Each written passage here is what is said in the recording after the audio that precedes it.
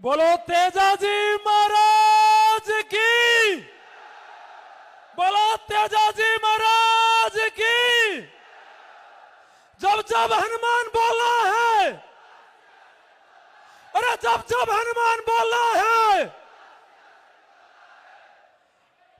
मेरे लोगों आप 2 मिनट शांतिपूर्वक बैठे रहिए। अगर आप कुछ सुनना चाहते हो, आप इस संघर्ष के बारे में जानना चाहते हो, तो शांति बनाए रखे।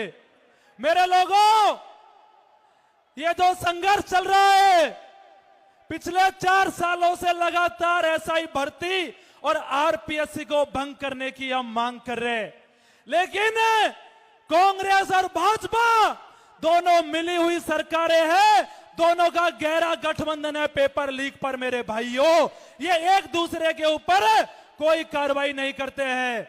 इन्होंने कहा था बीजेपी ने कि हम सत्ता में आएंगे तो मगरमच्छों को पकड़ेंगे। मेरे लोगों, कितने मगरमच्छों को पकड़ा? किसी को नहीं पकड़ा। जब हमने आंदोलन किया तो मनोज मीणा के उठा के जेल में भेज दिया। ऐसे लोगों की सत्ता है इस समय। मेरे भाइयों, साथियों, हम लोगों को एक बात समझनी होगी कि पिछले 1 महीने से शहीद स्मारक पर बैठकर नागौर के सांसद हनुमान बेनीवाल जी हमारे साथ इस लड़ाई को लड़ रहे हैं। और यह निकम्मी सरकार, यह गूंगी बहरी सरकार एक दिन भी हमसे वार्ता के लिए नहीं आई, एक अधिकारी भी वार्ता के लिए नहीं आया। यह दिखाता है कि यह सरकार कितनी बेशरम और निकम्मी हो चुकी है। मेरे भाइयों, मेरे लोगों, यह जो संघर्ष है 2021 से शुरू हुआ था। 2021 में किरोड़ी लाल जी भी हमारे साथ में संघर्ष कर रहे थे, लेकिन जब किरोड़ी लाल जी सत्ता में आए तो आवाज कहीं ना कहीं कम पड़ने लग गई और किरोड़ी लाल जी कमजोर पड़ने लग गए।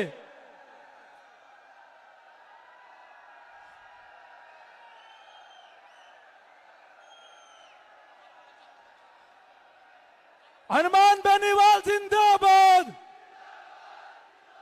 हनुमान बेनीवाल जिंदाबाद।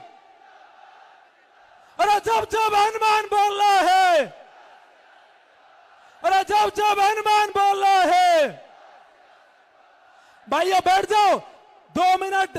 आप सुनो, अभी समय लगेगा नेताजी को। जो भी खड़े हुए वो बैठिए, आप व्यवस्था बनाए रखिए, ये व्यवस्था हमारी है। आप ऐसे मत करो भाइयों, बैठो सारे। अभी नेताजी नहीं आए, आप बैठ जाओ सारे। साथियों बैठिए, बैठ। जो भाई पीछे तक खड़े हैं उनसे मेरा निवेदन, आप बैठो एक बार मेरे भाइयों। मेरे लोगों, मैं आपसे कहना चाहता हूं कि राजस्थान में हनुमान बेनीवाल जी के अलावा 24 सांसद और हैं। राजस्थान में 10 राज्यसभा के सांसद हैं, 200 एमएलए है, लेकिन सबकी आत्मा मर चुकी है। एक नागौर का सांसद हनुमान बेनीवाल हमारे बीच में 1 महीने से शहीद स्मारक पर बैठ के संघर्ष कर रहा है। मेरे भाइयों, बाकी लोग राजस्थान में दिखाई नहीं दे रहे, कौन से बिलों में घुस गए उनका कोई पता नहीं लग रहा।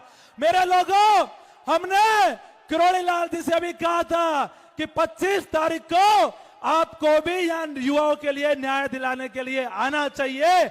अगर आज नहीं बोलोगे तो युवा आपको भूल जाएंगे। आज नहीं बोलोगे तो कब बोलोगे? आपको यहां आना चाहिए था। हनुमान बेनीवाल जी ने भी उनको निमंत्रण दिया था। मेरे भाइयों, मेरे लोगों, हनुमान बेनीवाल जी ऐसी संघर्ष की शख्सियत है जिन्होंने सब कुछ छोड़ छाड़ के आप लोगों की लड़ाई लड़ी है। मेरे लोगों, हमने इतिहास पढ़ा है, हमने इतिहास सुना है, लेकिन उस समय हम मौजूद नहीं थे। लेकिन आने वाले समय में जब इतिहास लिखा जाएगा तो हनुमान बेनीवाल जी का नाम लिखा जाएगा उस इतिहास में। मेरे भाइयों, मेरे भाइयों, आज आप यहां इतनी बड़ी संख्या में पहुंचे हो तो मैं आपसे कहना चाह रहा हूं, मैंने हनुमान बेनीवाल जी से भी कहा कि भाई साहब, हमारे सब्र का बांध अब टूटने लग गया है। अब हम पे और शहीद स्मारक पर नहीं बैठा जाता और एक बड़ी संख्या में रैली बुलाइए और भजनलाल सरकार की कुर्सी लेके आएंगे, सीएमआर की तरफ कूच करेंगे और इस गूंगी बहरी सरकार को सुनाने के लिए अब धमाके की जरूरत है मेरे भाइयों, धमाके की जरूरत है। आप मेरे को बताओ, मैं कहना चाहता हूं, अगर नेताजी ने आदेश दिया तो आज तमाम युवा शक्ति को सीएमआर की तरफ कूच करना पड़ा, तो हम चलोगे नहीं चलोगे? बताओ, चलोगे ना? चलोगे? साथियों, मेरी बात खत्म करते हुए 2 लाइन बोलूंगा मैं आप लोगों के बीच में। दरियाव तेरी खैर नहीं है, दरियाव तेरी खैर नहीं है, बूंदों ने बगावत कर दी है, नादान ना समझ बुझ दिल इनको, लहरों ने बगावत कर दी है, हम परवाने हैं मौत समा, मरने का किसको खौफ यहां, रे सरकार तुझे अब झुकना होगा, हनुमान पैनीवाल ने बगावत कर दी है।